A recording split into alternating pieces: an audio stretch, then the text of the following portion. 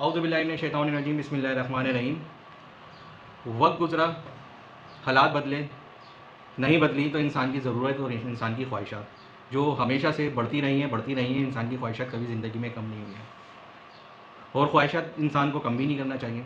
और इन ख्वाहिशात का जो सिलसिला है उसको बढ़ाए रखना चाहिए, चाहे वो इबादत के हवाले से हो, चाहे वो कारोबार के हवाले से हो। अगर इबादत करने का शौक़ है तो इंसान इबादत की ख्वाहिशात को बढ़ाता रहे, और कारोबार करने का शौक़ है तो अपने कारोबार को वसी तरी करता रहे।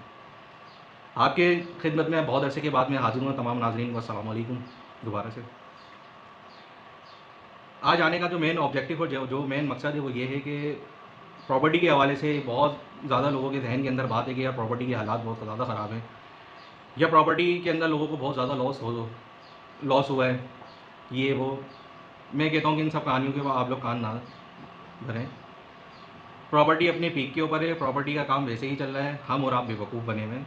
सीधी सी बात है, लोगों के लिए एक बहुत अच्छी अपॉर्चुनिटी है इस वक्त पे। वजह यह है कि मार्केट के अंदर जेन्युइन बायर नहीं है। जब जेन्युइन बायर नहीं होते तो आपके प्रॉपर्टी के जो रेट होते हैं वो नीचे की तरफ आते हैं, क्योंकि फिर आपको इन्वेस्टर को खुल के खेलने का मौका मिल रहा होता है। और इन्वेस्टर फिर ये है करता क्या है कि फिर वो खामोश रहता है।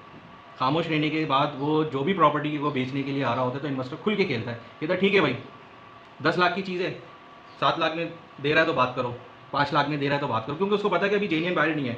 अगर स्टेट एजेंट बीच में बैठा हुआ है तो स्टेट एजेंट किसी जेन्युइन बायर को नहीं देगा, या जिसकी प्रॉपर्टी है वो किसी और को ये ना नहीं बेच सकता।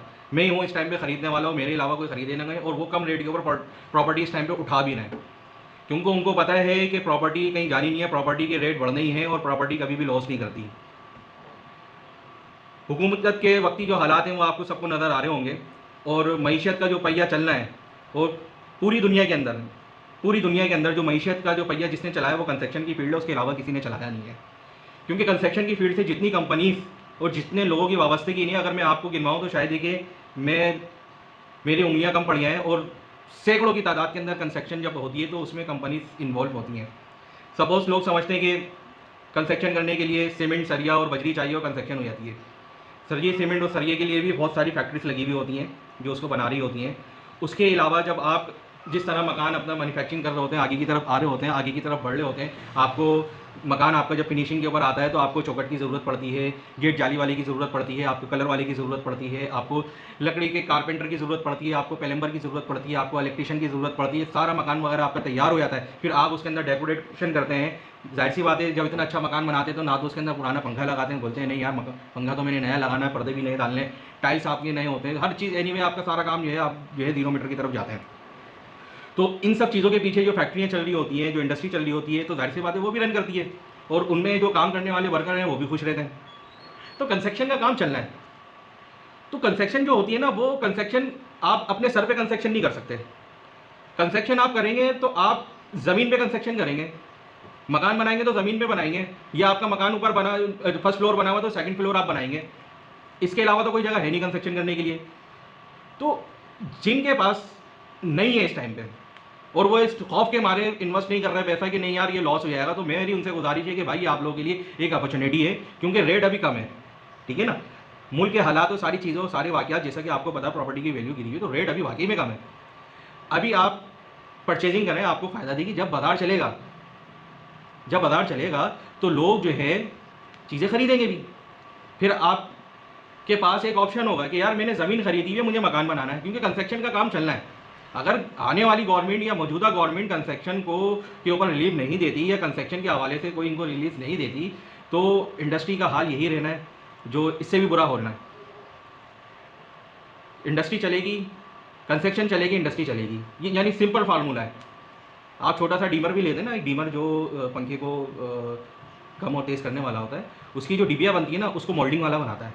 वो एक कारखाना एक अलग होता है उसको बनाने वाले ना, प्लास्टिक जो मोल्डिंग करते हैं, उसके अंदर जो सर्किट और तमाम चीज़ें लगती हैं वो एक अलग प्रोसेस है, वो एक अलग होता है। यानी कि आप उसको भी चेक करें तो 3 से 4 कारखाने लग जाते हैं एक डीमर बनाने के लिए।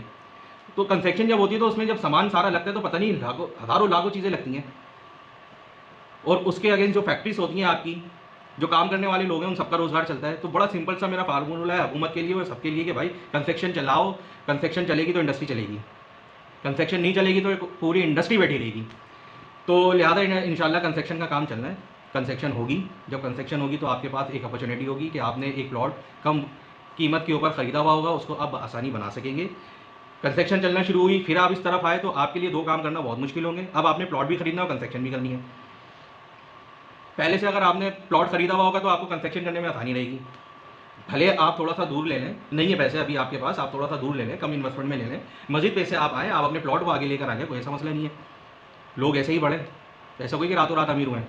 तो लिहाजा भाई प्रॉपर्टी की तरफ आए और प्रॉपर्टी से ना घबराएं कि प्रॉपर्टी आपको लॉस नहीं कर आती, प्रॉपर्टी से आपको लॉस कभी नहीं होगा इंशाअल्लाह ताला। प्रॉपर्टी के में जो काम करने वाले लोग हैं उनका आप फीडबैक उठाएं।